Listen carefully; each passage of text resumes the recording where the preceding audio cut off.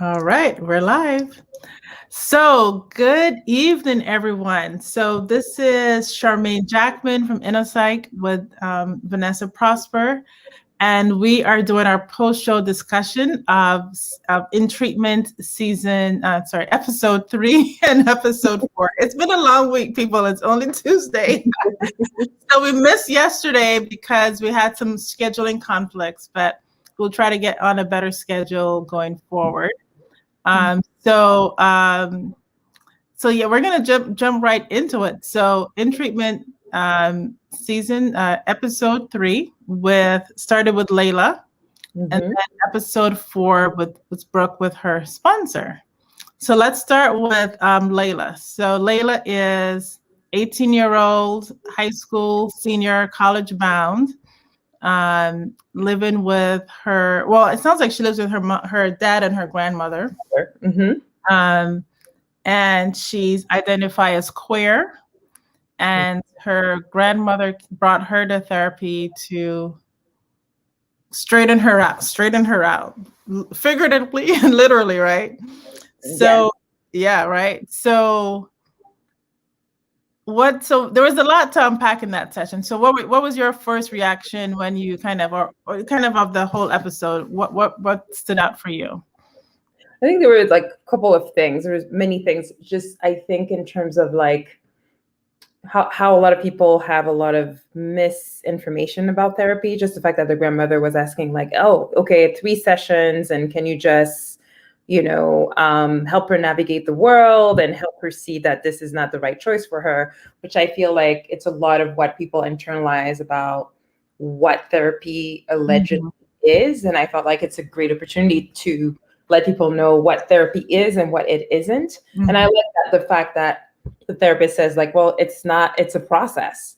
And that she was able to clarify for the grandmother, like, this is not a space where you're going to convert, like, this is not conversion therapy where you're trying to like straighten people. Right. And really, actually on that point, I think is really good because that is actually a lot in the media right now, or sorry, in some states are trying to make rules that actually penalize therapists who do supportive treatment with their clients. So that is a lot in the conversation around this whole conversion therapy. And so it was interesting that they brought that in because I thought that was a really great way to kind of bring up some social issues that are happening around that as well. No, I agree with that. And just the fact that the therapist said, no, we're gonna, like, the treatment goal would be to enable Layla to gain clarity about who she is and who she wants to be.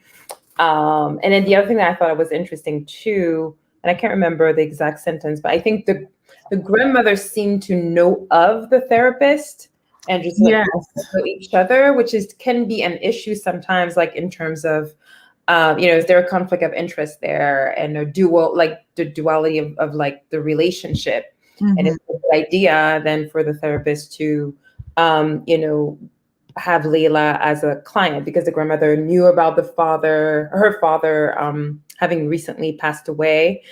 Yes, there's so many things in this episode, and just like about the Black community and intersectionality. Here you have these teenager who's queer, who's Black, but I think HBO is doing great in terms of like really, which is a population that is, often invisible, not talked about, yet very much there. So it'd be interesting to see how things unfold with Layla as we're kind of unpacking the sessions. Right.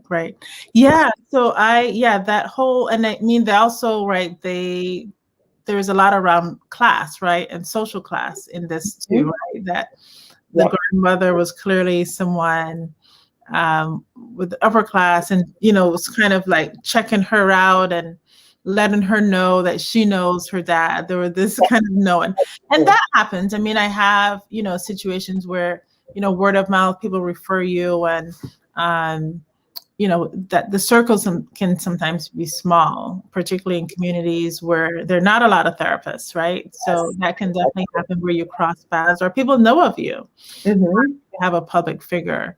But it was very, very interesting, just the way, again, the grandmother came in and was trying to dictate what the sessions were going to be about. And you're right? It's like that goal is really between the client and the therapist. While a parent or a family member may have a goal in mind, that's not necessarily how the therapy process will play out.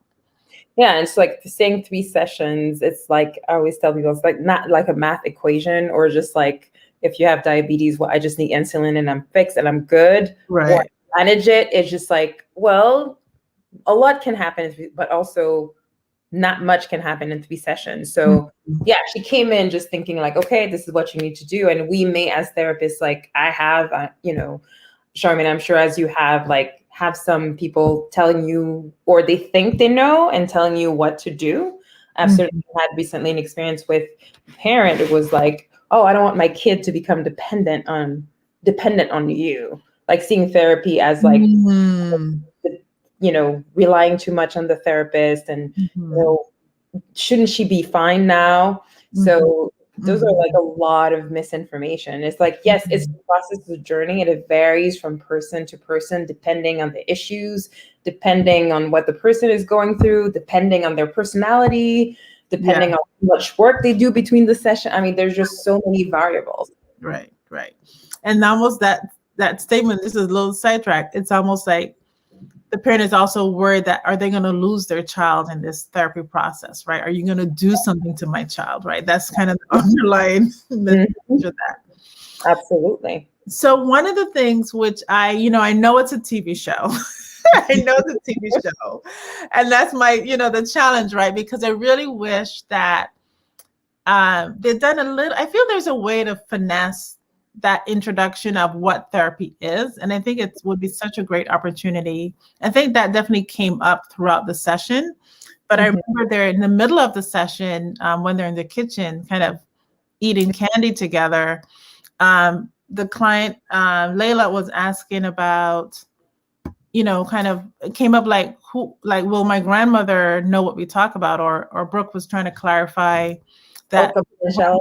Right. Yeah. So like in the middle of the session, then she's talking about what confidentiality is, what's gonna, and it's like, no, that happens at the beginning of the session, not in the middle of the session, because she's already shared so much. She'd have to disclose if, Layla disclosed anything about self-harm or thoughts of hurting herself or somebody else. So those are conversations in our first, this is kind of the boring part of therapy, is like that beginning of the session, we have to talk about what the limits are, what the boundaries are, who gets to know what's in the session. So, from the end, it's traumatized and it doesn't necessarily flow from a storyline, but I wish I would just done that at the beginning. Yeah, and I also think she should have clarified that with the grandmother, because the grandmother probably is thinking like, I'm going to know everything. Right. She does not necessarily, unless her granddaughter decides to share what's going on in the sessions. Yeah. Right. So that's we're gonna have these pieces where actually in real therapy, this would happen. We'll have those moments. In real therapy, that would not happen, where you might remind the client in the middle of the session if you're worried that they're bringing up something and they may have forgotten or it's not front of mind for them. But we definitely have to do that. Actually, it's ethically, we're required to do that at the beginning of our first session with clients. So what did you think about the transition from the office living room to the kitchen? Okay, I'm glad that you bring this up, because I was thinking about that too. Because initially I was like, what is she doing? Yeah. I see it as that was her attempt to maybe build more rapport or get Layla to feel more comfortable. But I still see this theme with this therapist of like blurred boundaries. It's like, it's your house, it's your kitchen. It's just like, it's too much. Yeah. Throughout the session, I think, the theme continues from Eladio picking up the phone at 2 a.m., to letting him call him Mamacita or whatever it is. With this particular patient, again, she's saying like, I think I wrote it down. She's like, I've been single long enough. So she's telling this patient about her relationship status, her age when she was like, how old are you? And you could see then Layla jumped on that. Though that was funny though when she said I'm 72 and black don't crack. I love that. Yeah, that was good, but then she revealed it She too gave her late. real age. Yeah. Yeah, and maybe some people have different styles around that, right? That some people may be open. And we both work in high school, so we know we have teenage clients who are very direct and ask us questions like that. Mm-hmm. And it's really important. Like we have to be upfront. You have to be clear with yourself, like how much you're going to disclose. Absolutely. Yeah. So actually, at first, my first initial reaction was like, "Ooh, like why, like what she was doing?" Because it was really odd to like, "Oh, follow me to the kitchen," right? Just very little provocative. Mm-hmm. But then I realized, like, I do those in sessions too, right? Like, it's not the kitchen, but in my office, I have chocolate or I have tea, I have things that make the client comfortable. So I was like, okay, that they were dramatizing that a little bit, but that happens in session. There are ways that people feel a little bit more comfortable when they can relax and maybe talk over something, or where they don't feel like normal. Yeah. I reacted more because like we know it's like at her house. If this was an office and she was going to a different section of the office, the kitchenette. She could have called it the kitchenette right now. Yeah. So now Layla disclosed a lot, and at first, so talked about her, like described herself as being a sex addict in a sense.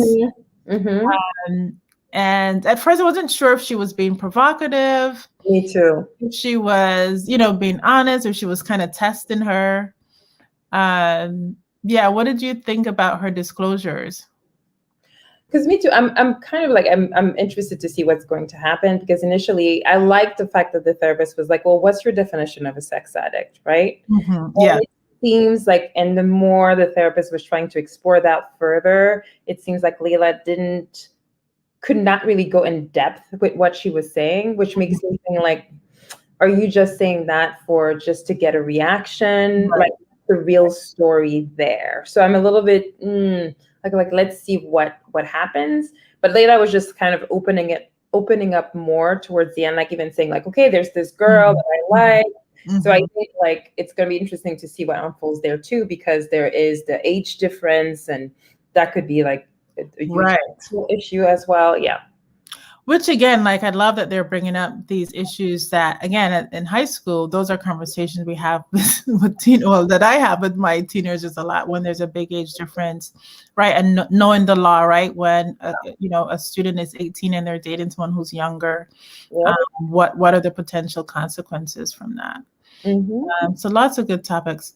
So my issue though, so I had an issue around this because as I was initially, it didn't register. And then I was like, oh, I didn't like that, because there's this myth or this narrative about queerness and hypersexuality. Yes. So I was like, oh, why did you do that with this character, right? So that was troubling, because I think it plays into some of those narratives about being queer, being gay, and being hypersexual. That's a very good point. Yeah, I didn't think about it, but you're right. But I wonder if they're going to explore that also in the sessions. It's going to be interesting to see, like, what comes out of it. But that's an excellent point. Like, why couldn't they? Like, why is it that? Why is it that they chose that angle? Right. So, lots of dad issues. So we want to transition to her session. Anything else that you want to? I think those are the main. I think we've highlighted the main things. Actually, we'll talk. I mean, we talked about it a little bit, but we didn't. I would just name that. So Layla is living with a grandparent who is homophobic, right? Yep. She's casting it in this lens. I'm just watching out for you. And this is actually a narrative that I hear students share with me as well. Like, and part of it, yes, there is a worry, but it's also a rejection of who you are and your identity, which can be very painful for teenagers. Yeah, and I noted also like the grandmother saying like she's choosing to be a lesbian. Yes, that's right. No, Yeah, she kept like, saying that, right? yeah, Mhm, it's hurtful. There's so much misunderstanding. mhm, But when I heard that, I was like, yes, I've heard that before from other parents. Like it mhm. really gives you like a lot of perspective in terms of like what kids who in the LGBTQ community are going through in terms of feeling misunderstood and dismissed and Right, minimized. Yeah. right. Yeah, when you said that, then Leda was also talking about the stats, right? Like, um, queer youth are more likely to experience depression and suicide ideation as well. So she was naming some of that, which I thought was really a great way to kind of name what some of the challenges for queer youth experience. Mm-hmm. Mm-hmm.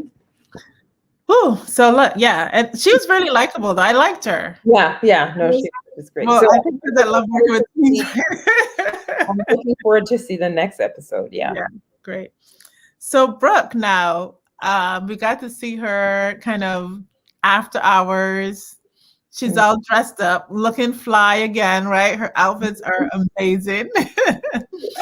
We have a few folks come on. So if you guys have any questions, we're just recapping episode 3 and 4 from In Treatment from this week. Feel free to drop any questions or comments in the chat. So Brooke, so at first I was like, who is Rita? Like this person drops the flowers off and just leaves. I'm like, who is this person? I wasn't sure if it was like a relative, a friend. Or a And parent, huh? or a patient. Yeah, right. Or a patient too. But I was like, okay, so she ran to meet them. So clearly she was interested in connecting with a person. So we find out that this is her sponsor. And then it's like, oh, when she took that drink after the session with Eladio, I was like, ooh, because I don't know if we talked about that last on Sunday, but that was definitely we forgot, right? Yeah, That was like, ooh, taking a drink after a session. Wow, that was different. Yeah. So she's in recovery, and has missed this big meeting that Rita had asked her to cover. Mm-hmm. And in the midst of all this, her dad has died. So we're hearing her kind of talk about the stress that she's been under and coping with her dad's death. But we also hear just some of her own history. It sounds like she was pregnant at 15 and was forced to give her child away. And Rita is making these connections between her loss, her loss of her child when she was 15, and this relationship that she is her therapeutic relationship with Eladio and what that might be bringing up for her. Mm-hmm. I thought that was nicely done by the character of Rita. Yeah. But yeah, there's just so much. I think it's so beautiful, like how the way they did it, that you find out so much information about Brooke that helps you as the audience make the connection of like her countertransference issues with Eladio, or even like with all the patients that we've seen so far, kind of like what are her trigger points, and definitely what comes up like, for her. yes, there's the relationship with her father, which seemed to, yes, she lost her father, but at the same time, it sounds like it was a very challenging and difficult relationship where she felt like she was never good enough for him.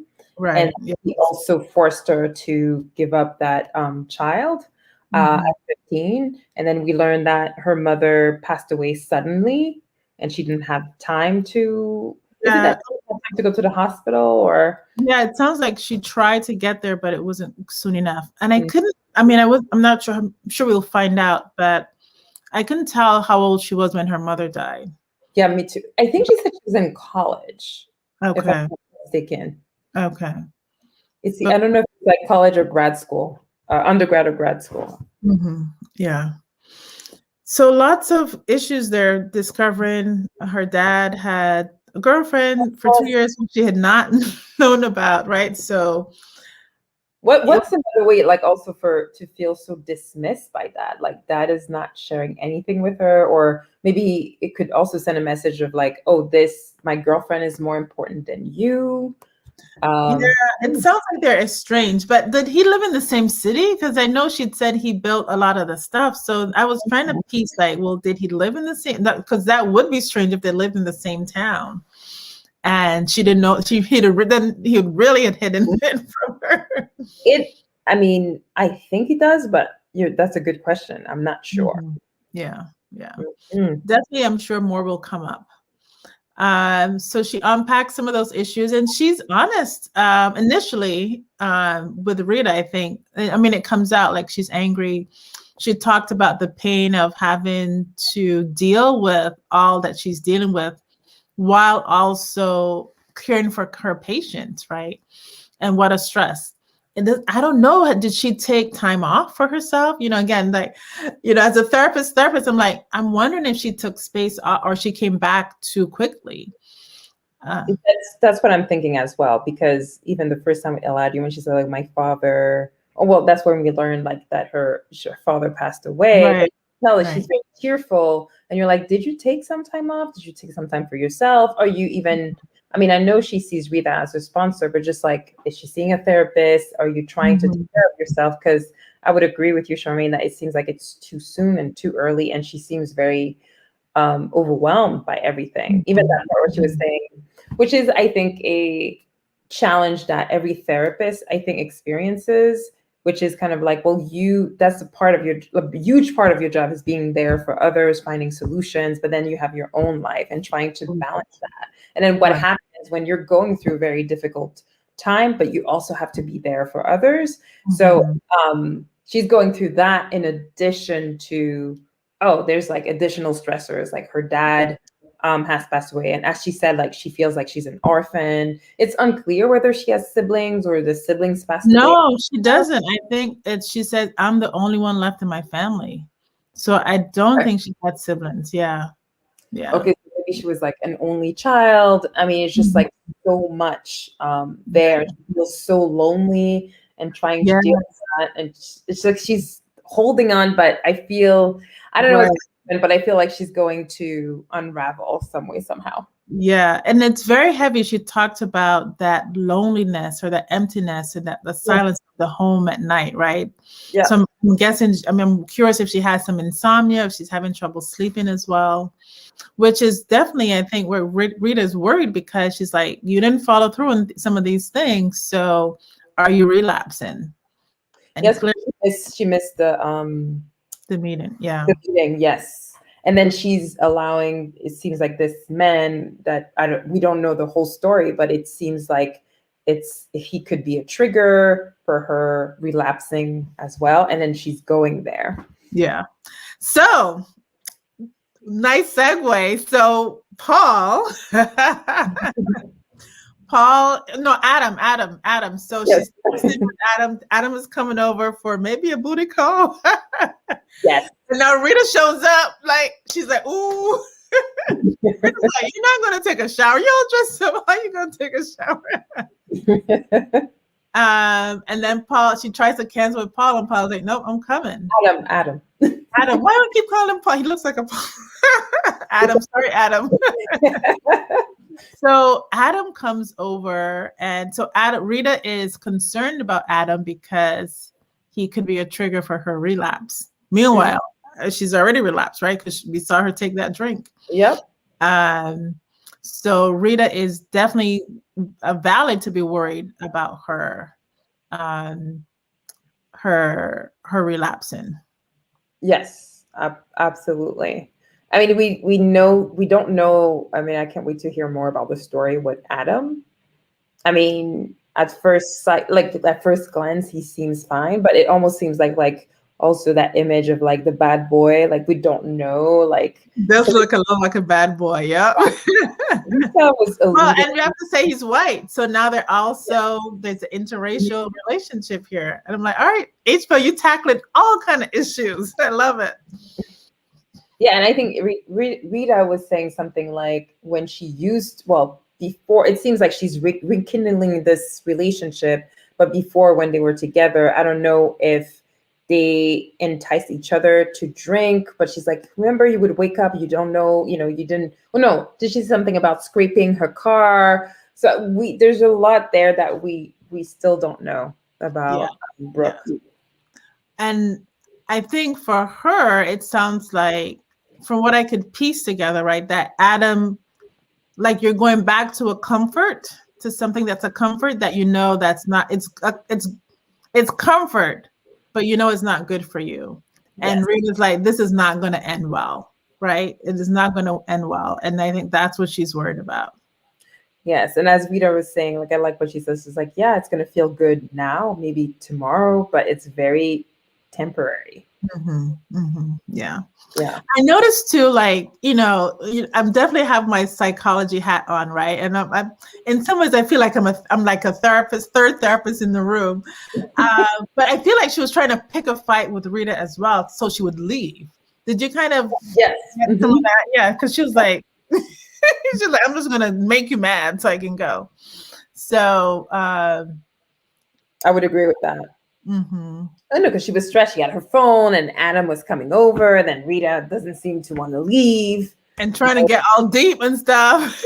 Yeah, and challenging her. I think Rita did a good job with challenging her and all of that. But it sounds like Brooke is not ready. She's like, she just wants an escape, and she's not ready to delve into, the fact that she's relapsing, the pain with, like, her father's passing, which is a lot of, like, she has to heal from that relationship with the dad that was, it seems to be unsatisfying and very hurtful. I mean, there's just so much there. And the fact that father's passing makes it more salient that she's an orphan. So it seems like she doesn't want to deal with that pain.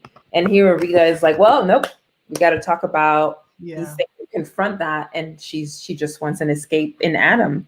Yeah. Right. And she's kind of, I don't know. So this whole thing about, she was saying to Rita, you're not my friend. And then, like, you're a lay person, you're trying to analyze me. She was kind of mean, a little mean. I don't know. What did you think? And I don't know if that was I think that was what I was reacting to. I think she was kind of picking a fight with Rita. But Rita's like, I know your game. You're not gonna get me to go so quickly, right? We're gonna deal with these issues. And I think that happens in therapy sometimes, where the issues that the client doesn't really want to deal with and might try to avoid or minimize. We saw that a lot with Colin. Yes. He was avoiding and being provocative with her and kind of testing her. So she's kind of doing some of that too in this session, where she's not wanting to face some of the hard things. Yeah, she doesn't want to face the pain. Yeah, I agree with that. She was definitely, that was mean, what she said. I could relate to, obviously Rita was hurt and she was about to leave, so I could understand that. She's like, well, I'm more than your sponsor. I'm also a friend. Yeah. Yeah. And it sounds like they've been supporting, or Rita's been supporting her for 10 years. So that is definitely a long time. Yes, so I did note that, 10 years. Yeah.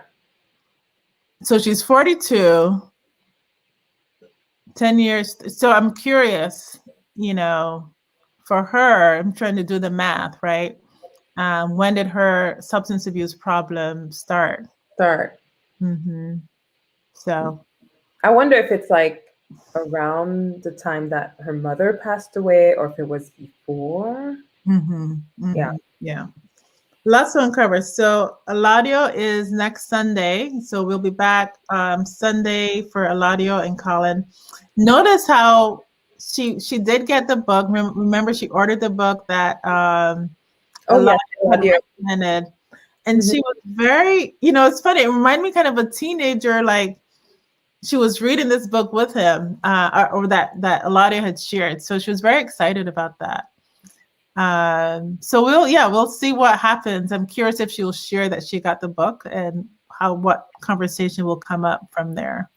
Yeah, it's almost like she wants to live. You remember when Rita was like, close your eyes, like, how do you picture if you still had your son? I think she's trying to unconsciously or consciously in some way live that fantasy with Eladio and connect with him, and she wants to protect him. And now, like, coming back, like, remembering like what Eladio said without Eladio knowing, when he was like, yes, I feel good with you. Like, I'm sure it's like playing into that kind of like, could have been my son, and I want to mother you. Mm-hmm. Yes. So we see why that was, and it ended abruptly at that session on Sunday with Yeah. Eladio. So we're gonna see where she's gonna go with that, because it's definitely a place where, again, so Rita is her sponsor. Rita is not necessarily a therapist. So how will she address this countertransference? And countertransference is that those attachments sometimes we get with clients based on our own relationships or things that we haven't necessarily dealt with uncovered. So this is definitely a place where she could, find herself, cross. I mean, we've already seen she's crossed boundaries with Eladio. So she's going to be very careful, because she could end up causing harm in that relationship if she's not careful. Well, absolutely. So, yeah, I'm hooked already. I'm like, yeah, I want to know what. Yeah. So, all right. So we'll be back on Sunday. So 9 is Eladio and 9:30 is Colin. Mm-hmm. And then we'll be back here at 10 p.m. on Sunday night to do our recap. So thank you for coming. And we look forward to seeing you back here. And yeah, stay tuned. Take care. Thank you. Have a good night.